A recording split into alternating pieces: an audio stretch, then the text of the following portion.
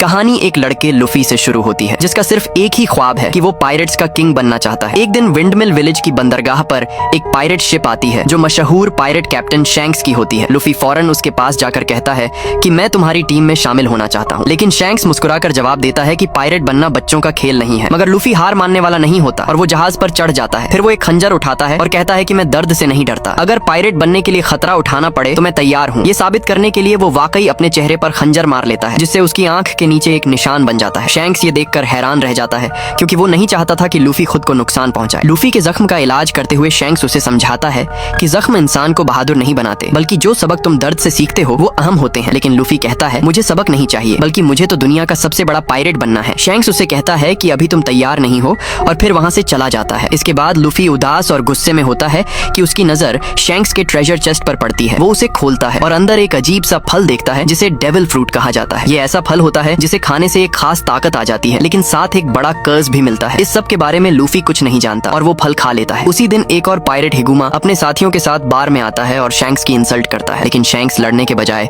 सुकून से टूटा हुआ ग्लास साफ करने लगता है। लूफी को ये देखकर बहुत गुस्सा आता है और वो शैंक्स से कहता है कि उसने तुम्हारी इंसल्ट की, लेकिन तुमने उसे मारा क्यों नहीं। शैंक्स जवाब देता है कि लड़ाई हर मसले का हल नहीं होती, बल्कि असल ताकत बर्दाश्त करने में होती है। ये सुनकर लूफी गुस्से में जाने लगता है, लेकिन जैसे ही शैंक्स उसका हाथ पकड़ता है तो लूफी का बाजू अचानक रबर की तरह लंबा हो जाता है। ये देखकर शैंक्स फौरन समझ जाता है कि लूफी ने डेविल फ्रूट खा लिया है। अगले दिन से लूफी अपनी नई ताकत की प्रैक्टिस शुरू कर देता है। वो अपने बाजू खींचकर दूर से पंच मारता है। बार की मालिक मकीनो उसे कहती है कि तुम्हें इस ताकत का ध्यान रखना होगा क्योंकि अब तुम आम लोगों जैसे नहीं हो। ये सुनकर लूफी हंसते हुए कहता है कि मैं इस ताकत से एक बड़ा पायरेट बनूंगा। मकीनो उसे समझाती है कि तुम डेविल फ्रूट्स को नहीं समझते क्योंकि हर फल अलग ताकत देता है, लेकिन साथ एक कर्ज भी मिलता है। जो भी ये फल खाता है वो समंदर के साथ एक डील कर लेता है और फिर वो कभी तैर नहीं सकता। मतलब डेविल फ्रूट खाने वालों के लिए समंदर सबसे बड़ी कमजोरी बन जाता है। कहानी में आगे बढ़ने से पहले मैं कहना चाहता हूँ कि अगर वीडियो अच्छी लगे तो प्लीज सब्सक्राइब दिस चैनल। इसी दौरान शैंक्स वापस आता है और उसका क्रू सफर की तैयारी कर रहा होता है क्योंकि वो दुनिया के सबसे बड़े खजाने वन पीस को तलाश करने के लिए निकल रहे होते हैं। यहाँ कहानी 22 साल पीछे चली जाती है। उस वक्त हुकूमत ने पायरेट्स को रोकने के लिए एक ताकतवर नेवी बनाई हुई थी और एक मशहूर navy hero vice admiral Garp ने पायरेट किंग गोल्ड रॉजर को पकड़ लिया था। फिर रॉजर को अवाम के सामने सजा देने के लिए लाया जाता है। गार्प ऐलान करता है जो भी पायरेट बनने की कोशिश करेगा उसकी सजा सिर्फ मौत है। लेकिन सजा से पहले भीड़ में से एक आदमी चीख कर पायरेट रॉजर से पूछता है कि तुम्हारा खजाना वन पीस कहाँ है। रॉजर हंसने लगता है और कहता है पायरेट्स आजाद होते हैं और अगर तुम मेरा खजाना चाहते हो तो समंदर में जाकर खुद तलाश करो। इसके बाद उसे मार दिया जाता है, लेकिन उसके आखिरी लफ्ज पूरी दुनिया में आग लगा देते हैं क्योंकि हर कोई पायरेट बनना चाहता है और हर कोई उसका खजाना वन पीस ढूंढना चाहता है। वापस करंट टाइम में शैंक्स और उसका क्रू रवाना होने के लिए तैयार होते हैं। तभी लूफी फिर से उनके साथ जाने की जिद करता है, लेकिन शैंक्स उसे रोक देता है और कहता है अभी तुम तैयार नहीं हो। लूफी उदास होकर बार में बैठ जाता है और उसी वक्त हिगुमा दोबारा आता है और लूफी को पकड़ लेता है। तभी शैंक्स अंदर आता है और उसे कहता है कि लड़के को छोड़ दो। हिगुमा हंसते हुए कहता है कि इसे सबक सिखाना जरूरी है। शैंक्स उसे कहता है कि तुम मुझे जितना चाहो बुरा कह लो, मुझे फर्क नहीं पड़ता, लेकिन मेरे दोस्तों को हाथ मत लगाना। फिर अचानक शैंक्स अपने हाथ से उसके आदमी की तरफ इशारा करता है और उसी वक्त उसका क्रू गोली चलाकर हिगुमा के एक आदमी को गिरा देता है। असल में वो सब पहले से तैयार थे और फिर वहां जबरदस्त लड़ाई शुरू हो जाती है। शैंक्स का क्रू बहुत ही माहिर लोग होते हैं और वो एक एक करके हिगुमा के आदमियों को निशाना बनाकर आसानी से खत्म कर देते हैं। इसी हंगामे में हिगुमा लूफी को पकड़कर समंदर की तरफ भाग जाता है। समंदर के बीच जाकर वो चाकू निकालता है और लूफी को धमकाता है, लेकिन अचानक बोट जोर जोर से हिलने लगती है। फिर पानी से एक बहुत बड़ा सी मॉन्स्टर बाहर आता है और बोट को उलट देता है और हिगुमा को पानी में खींचकर मार देता है। डेविल फ्रूट की वजह से लूफी समंदर में बहुत कमजोर हो जाता है और डूबने लगता है, लेकिन उसी वक्त शैंक्स पहुंच जाता है और उसे बचा लेता है। लेकिन वो खौफनाक सी मॉन्स्टर अभी भी मौजूद होता है और दोबारा हमला करने के लिए आगे बढ़ता है। वो अचानक हमला करके शैंक्स का बाजू काट लेता है, लेकिन शैंक्स घबराता नहीं है और गुस्से से उस मॉन्स्टर की आंखों में देखता है। ये देखकर वो मॉन्स्टर रुक जाता है और फिर वापस पानी में चला जाता है।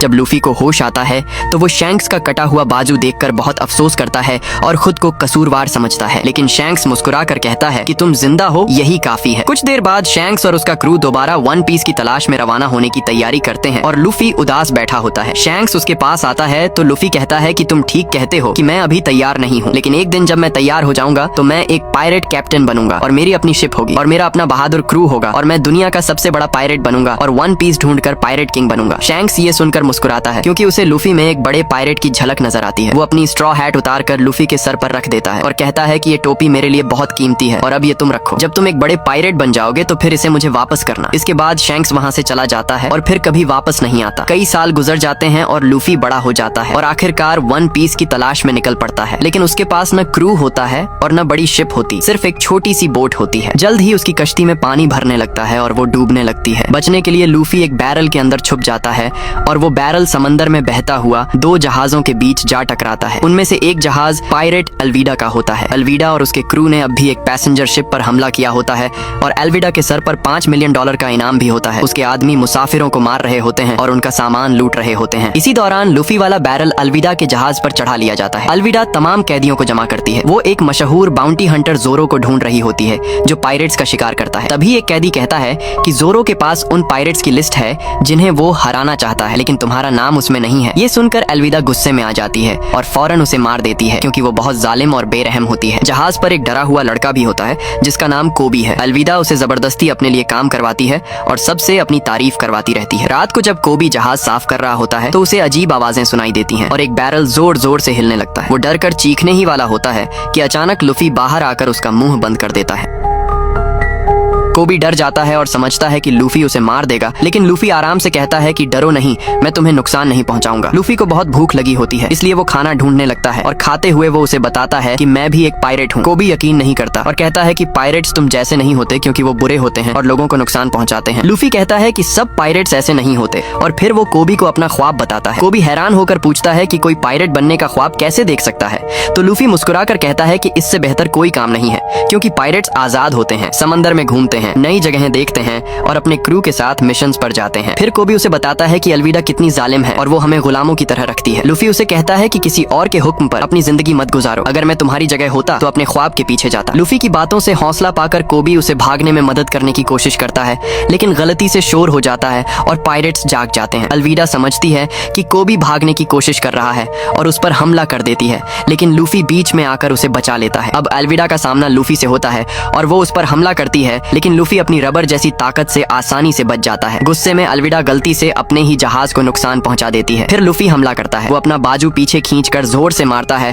और एक जबरदस्त पंच मारकर अल्विडा को सीधा समंदर में गिरा देता है। अल्विडा के हटते ही लूफी और कोबी एक छोटी बोट लेकर वहां से फरार हो जाते हैं। फिर दूर सिक्सेस आइलैंड पर एक मशहूर पायरेट हंटर जोरो दिखाया जाता है जो एक साथ 3 तलवारों के साथ लड़ने का माहिर है। वो एक जगह पर मोमबत्ती जला रहा होता है जहाँ लोग अपने खोए हुए लोगों को याद करते हैं। तभी जोरो को अंदाजा हो जाता है कि कोई उसे देख रहा है और बगैर पीछे मुड़े वो कहता है कि अब बाहर आ जाओ। तब एक आदमी आगे बढ़ता है जिसका नाम मिस्टर 7 होता है। वो कहता है कि मैं एक ऑर्गेनाइजेशन के लिए काम करता हूँ जिसका नाम बरोक वर्क्स है और हमें तुम जैसे माहिर आदमी की जरूरत है। लेकिन जोरो को इसमें कोई दिलचस्पी नहीं होती और वो जवाब देता है कि अगर तुम्हारी ऑर्गेनाइजेशन को वाकई मेरी जरूरत होती तो वो मुझे बुलाने के लिए नंबर 7 को न भेजते। ये सुनकर मिस्टर 7 गुस्से में आ जाता है और तलवार से हमला कर देता है, मगर जोरो सिर्फ एक तलवार से उसका वार रोक लेता है। फिर एक जबरदस्त लड़ाई शुरू होती है, लेकिन जोरो एक माहिर सोर्ड्समैन होता है। वो अपने ताकतवर हमले से मिस्टर 7 को एक ही वार में हरा देता है। उधर लूफी और कोबी अपनी छोटी बोट में सफर जारी रखते हैं। अचानक लूफी पूछता है कि हर किसी का कोई ना कोई ख्वाब होता है, तो तुम्हारा क्या ख्वाब है? कोबी हिचकिचाता है कि उसका कोई ख्वाब नहीं है। ये देखकर लूफी उसे हल्का सा थप्पड़ मारता है और कहता है हर किसी का कोई ना कोई ख्वाब जरूर होता है। आखिर कोबी मान लेता है कि वो हमेशा से मरीन बनना चाहता था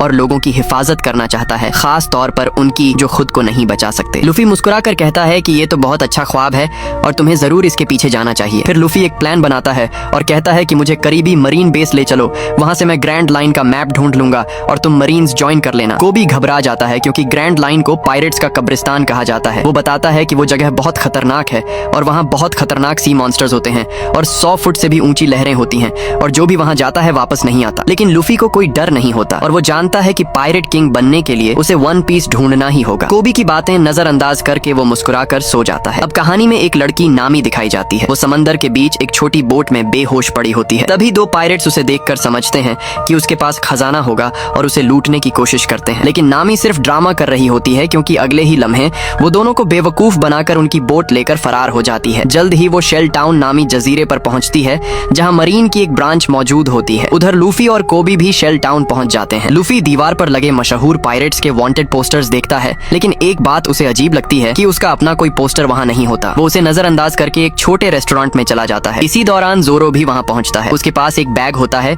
जिसमें मिस्टर 7 की लाश लाया होता है ताकि वो उसका बाउंटी प्राइज ले सके। वहाँ एक छोटी लड़की रीका उसे खाने के लिए चावल देती है, लेकिन अचानक हेलमेपो नाम का आदमी आ जाता है और रीका गलती से उससे टकरा जाती है और चावल जमीन पर गिर जाते हैं। हेलमेपो गुस्से में आकर उन चावलों को पांव से कुचल देता है। जोरो को ये बिल्कुल भी अच्छा नहीं लगता, मगर वो कुछ नहीं करता। वो जमीन से चावल उठाकर खा लेता है और रीका के खाने की तारीफ करता है। फिर हेलमेपो से कहता है कि उससे माफी मांगे। हेलमेपो हंसने लगता है और कहता है कि तुम जानते भी हो कि मैं कौन हूँ। फिर वो तलवार निकालकर जोरो पर हमला करता है, लेकिन जोरो आसानी से उसका वार रोक लेता है। तभी मरीन्स भी आ जाते हैं, मगर जोरो उन्हें भी आसानी से हटा देता है। अब हेलमेपो डर जाता है और जोरो उसे कहता है कि अगली बार तलवार निकालो तो उसे चलाना भी आना चाहिए। हेलमेपो रहम की भीख मांगता है और कहता है कि मेरा बाप कैप्टन मॉर्गन है, तुम्हें जो भी चाहिए वो तुम्हें दे देगा।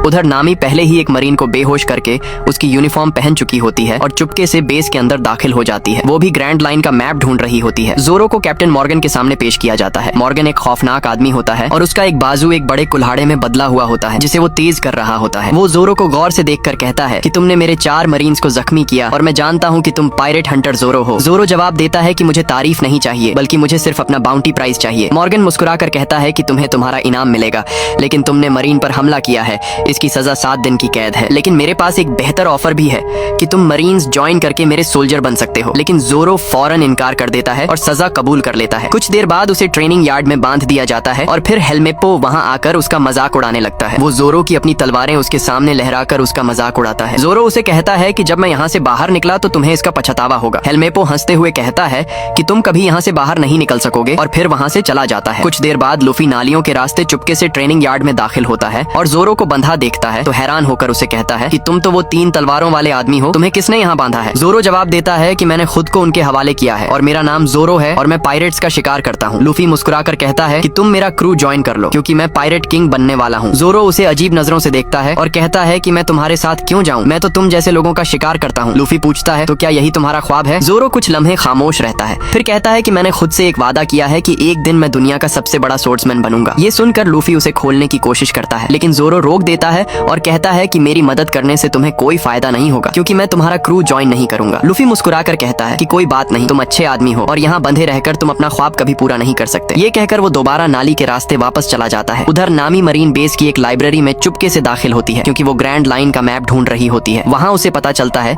कि मैप लाइब्रेरी में नहीं बल्कि कैप्टन मॉर्गन के ऑफिस में एक खुफिया सेफ में रखा हुआ है। अचानक वो मरीन आ जाता है जिसकी यूनिफॉर्म नामी ने चुराई थी।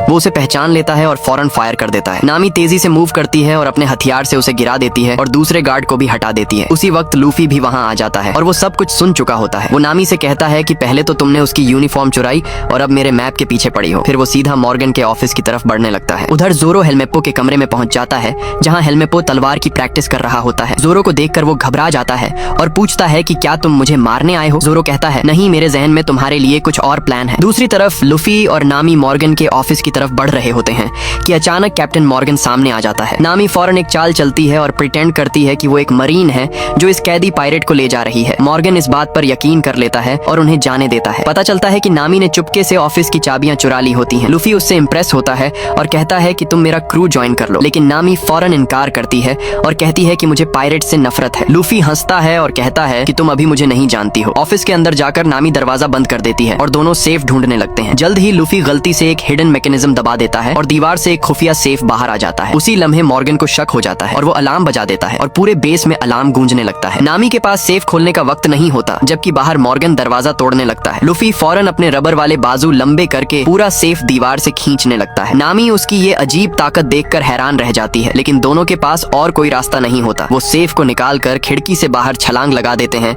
और नीचे जमीन पर जा गिरते हैं। खुशकिस्मती से दोनों को कोई चोट नहीं लगती। अब दर्जनों मरीन्स उनकी तरफ दौड़ रहे होते हैं तो लूफी और नामी लड़ना शुरू कर देते हैं। वो बहादुरी से मुकाबला करते हैं लेकिन दुश्मन बहुत ज्यादा होते हैं। उसी वक्त जोरो भी वहां पहुंच जाता है। पहले वो मदद करने का इरादा नहीं रखता, लेकिन जब देखता है कि वो दोनों मुश्किल में हैं, तो वो भी लड़ाई में शामिल हो जाता है। अब तीनों मिलकर मरीन्स का मुकाबला करते हैं, लेकिन जल्द ही कैप्टन मॉर्गन खुद मैदान में आ जाता है। वो कहता है कि ये तो अजीब बात है कि एक चोर, एक पायरेट और एक पायरेट हंटर सब एक साथ लड़ रहे हो। फिर वो कहता है मुझे आज तक कोई भी नहीं हरा सका। ये कहकर वो उन पर हमला कर देता है। जोरो सबसे पहले अटैक करता है, लेकिन मॉर्गन बहुत ताकतवर होता है और उसे पीछे धकेल देता है। फिर बहुत से मरीन्स मैदान में आ रहे होते हैं और लड़ाई बहुत सख्त होने वाली होती है। नामी अकेले ही लड़ते हुए मरीन्स को रोके रखती है, जबकि लूफी और जोरो कैप्टन मॉर्गन का मुकाबला करने के लिए तैयार हो जाते हैं। फिर जोरो अपनी तीसरी तलवार भी निकाल लेता है और अब उसका पूरा 3 स्वॉर्ड स्टाइल सामने आ जाता है। दोनों मिलकर मॉर्गन पर भारी पड़ने लगते हैं।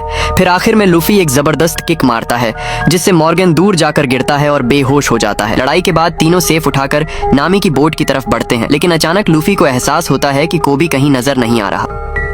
उसी वक्त हेलमेपो बंदूक तान कर सामने आ जाता है, मगर लूफी हंसने लगता है और पूछता है कि तुम्हारे बालों को क्या हुआ है। जोरो मुस्कुराकर कहता है कि ये मेरी तलवार का काम है। हेलमेपो गुस्से में गोली चलाने लगता है, लेकिन अचानक कोबी आगे आकर उसे मुक्का मारता है और बेहोश कर देता है। लूफी उसे देखकर खुश होता है और उसे अपने साथ चलने का कहता है, मगर कोबी इनकार कर देता है और कहता है कि अब मैं अपना ख्वाब पूरा करना चाहता हूँ। मैं मरीन बनकर कमजोर लोगों की हिफाजत करना चाहता हूँ और अगली बार जब हम मिलेंगे शायद हम दुश्मन होंगे। लूफी मुस्कुराकर कहता है, लेकिन अभी के लिए हम दोस्त हैं। फिर वो सब एक दूसरे से अलविदा कहते हैं और लूफी अपने नए साथियों के साथ रवाना हो जाता है। उधर समंदर में दूर कहीं वाइस एडमिरल गार्प का वॉरशिप नजर आता है। उसे रिपोर्ट मिलती है कि शेल टाउन पर पायरेट्स ने हमला किया है, लेकिन उसे सबसे ज्यादा हैरत इस बात पर होती है कि एक स्ट्रॉ हैट पहना हुआ पायरेट ग्रैंड लाइन का मैप ले गया है। ये सुनकर गार्प का चेहरा बदल जाता है और वो हुक्म देता है कि जहाज का रुख शेल टाउन की तरफ मोड़ दो। इसी दौरान एक और पायरेट कैप्टन बगी को दिखाया जाता है। वो भी ग्रैंड लाइन का मैप हासिल करना चाहता है, लेकिन उसका आदमी कबाजी आकर बताता है कि हम मैप लेने गए थे, लेकिन 3 पायरेट्स हमसे पहले ले गए। ये सुनकर बगी गुस्से में आ जाता है और कहता है कि हम वो मैप हर हाल में हासिल करेंगे, चाहे इसके लिए किसी को मारना ही क्यों न पड़े। उधर बोट में नामी सेफ खोलने की कोशिश कर रही होती है, जबकि लूफी बहुत खुश होता है क्योंकि उसके ख्याल में अब उसका अपना क्रू बन गया है। कुछ देर बाद नामी सेफ खोल लेती है और ग्रैंड लाइन का मैप निकाल लेती है, लेकिन जब लूफी उसे देखता है तो वो कंफ्यूज हो जाता है क्योंकि उसे समझ ही नहीं आता कि ग्रैंड लाइन कहाँ है। नामी फौरन समझ जाती है कि लूफी को दुनिया के समंदरों के बारे में कुछ नहीं पता, तो वो उसे समझाती है कि दुनिया के समंदर 4 हिस्सों में डिवाइड है, east blue, north blue, west blue और साउथ ब्लू। और ये जो पूरी दुनिया में लंबी जमीन की दीवार है उसे रेड लाइन कहते हैं, जबकि उसके बीच में जो समंदर है वही ग्रैंड लाइन है। फिर वो बताती है कि ग्रैंड लाइन सबसे खतरनाक जगह है, वहाँ अजीब जजीरे, ताकतवर पायरेट्स और बहुत खतरा होता है। लूफी मुस्कुराकर कहता है कि शायद वन पीस भी वहीं होगा। नामी कहती है कि 22 साल हो गए हैं, वो खजाना किसी को नहीं मिला और शायद वन पीस सिर्फ एक कहानी है। लूफी जवाब देता है कि जब हम उसे ढूंढ लेंगे तब तुम यकीन करोगी। फिर अचानक उनकी बोट के ऊपर स्मोक बॉम्ब्स फटते हैं। शुरू में वो समझते हैं कि मरीन्स आए हैं, लेकिन वो धुआं एक्चुअली स्लीपिंग गैस होता है और तीनों बेहोश होने लगते हैं। बेहोश होने से पहले लूफी जल्दी से ग्रैंड लाइन का मैप निगल लेता है और फिर जब सब कुछ अंधेरा होने लगता है तो उन्हें पता चलता है कि हमला किसने किया था, क्योंकि ये मरीन्स नहीं थे बल्कि बगी द क्लाउन था। अगली सुबह जब वो होश में आते हैं तो खुद को एक लकड़ी के बॉक्स के अंदर पाते हैं। पायरेट्स उन्हें बाहर निकालते हैं और उन्हें मालूम होता है कि वो एक सर्कस टेंट में है। बगी ने पूरे गाँव पर कब्जा किया हुआ होता है और गाँव के लोग जबरदस्ती उसका तमाशा देखने पर मजबूर होते हैं और जो इनकार करता है तो उसे सजा दी जाती है। बगी उनसे ग्रैंड लाइन का मैप मांगता है, लेकिन वो कुछ नहीं बताते। फिर वो हुक्म देता है कि उन्हें अलग अलग कर दिया जाए। जोरो को एक पिलर से बांध दिया जाता है और नामी को एक पिंजरे में कैद कर दिया जाता है। बगी को पहले ही शक होता है कि मैप लूफी के पास है। वो उसकी रबर वाली ताकत के बारे में भी जानता है, इसलिए वो अपने आदमियों को हुक्म देता है कि लूफी के हाथ पांव खींचें ताकि वो टूट जाए, लेकिन लूफी फिर भी हार नहीं मानता। तब बगी एक छोटे बच्चे को पकड़कर धमकी देता है कि अगर मैप न दिया तो वो उसे मार देगा। ये देखकर लूफी को गुस्सा आता है। वो अपने बाजू फैलाकर खुद को आजाद करता है और एक जबरदस्त पंच मारकर बगी का सर जिस्म से अलग कर देता है, लेकिन बगी मरता नहीं है और उसका सर बोलने लगता है। वो हंसते हुए कहता है कि मैंने भी डेविल फ्रूट खाया है, मेरा जिस्म चाहे कितने टुकड़ों में क्यों न बट जाए, मैं खुद को दोबारा जोड़ सकता हूँ। फिर बगी चालाकी से लूफी को बेहोश कर देता है। वो उसे एक शीशे के टैंक में बंद कर देता है और उसमें समंदर का पानी भरने लगता है। चूंकि लूफी ने डेविल फ्रूट खाया होता है, इसलिए समंदर का पानी उसे आहिस्ता आहिस्ता कमजोर करने लगता है, लेकिन इस हालत में भी लूफी मैप के बारे में कुछ नहीं बताता। उधर नामी चुपके से एक छोटी सी पिन निकालती है जो उसने छुपा रखी होती है और वो पिंजरा खोलने लगती है। उसी दौरान कबाजी वहां आ जाता है, जिसका भाई पहले जोरो के हाथों मारा गया था, इसलिए वो बदला लेना चाहता है। वो जोरो पर चाकू फेंकना शुरू करता है, लेकिन बगी की इजाजत के बगैर वो उसे मार नहीं सकता। उसी वक्त नामी पिंजरा खोल लेती है और कबाजी को हरा देती है और फौरन लूफी को आजाद करने के लिए शीशे का टैंक तोड़ देती है। लूफी बहुत कमजोर होता है और खांसते हुए बाहर आता है और उसके मुंह से ग्रैंड लाइन का मैप भी गिर जाता है, लेकिन मैप उठाने के बजाय लूफी सीधा अपनी स्ट्रॉ हैट की तरफ भागता है क्योंकि वो उसे शैंक्स ने दी थी और वो उसे खोना नहीं चाहता है। उधर बगी आखिर मैप हासिल कर लेता है। जोरो उस पर हमला करता है ताकि उसे रोके, लेकिन बगी बार बार अपने जिस्म के टुकड़े जोड़ लेता है। जल्द ही वो अपने हाथ पांव अलग करके हर तरफ से हमला करने लगता है। लूफी भी लड़ाई में शामिल हो जाता है, मगर बगी बार बार खुद को ठीक कर लेता है। इसी दौरान लूफी की स्ट्रॉ हैट को नुकसान पहुंचता है और ये देखकर वो गुस्से में आ जाता है। अचानक उसकी नजर पास रखे लकड़ी के डब्बों पर पड़ती है। नामी फौरन उसका प्लान समझ जाती है। दोनों मिलकर बगी के जिस्म के हिस्सों को अलग अलग डब्बों में बंद करना शुरू कर देते हैं। जल्द ही सिर्फ बगी का सर और पांव ही आजाद रह जाते हैं। तब लूफी एक जबरदस्त हमला करके बगी को बहुत दूर उड़ा देता है। लड़ाई के बाद लूफी ग्रैंड लाइन का मैप नामी को दे देता है और मुस्कुराकर कहता है कि अब से तुम मेरी नेविगेटर हो। जाने से पहले लूफी तमाम कैदी गांव वालों को भी आजाद कर देता है। एक गांव वाला डरते हुए पूछता है कि क्या हम अब तुम्हारे कैदी हैं, क्योंकि तुम भी तो पायरेट हो। लूफी हंसते हुए जवाब देता है कि मैं एक अलग किस्म का पायरेट हूँ, और फिर सबको आजाद छोड़ देता है।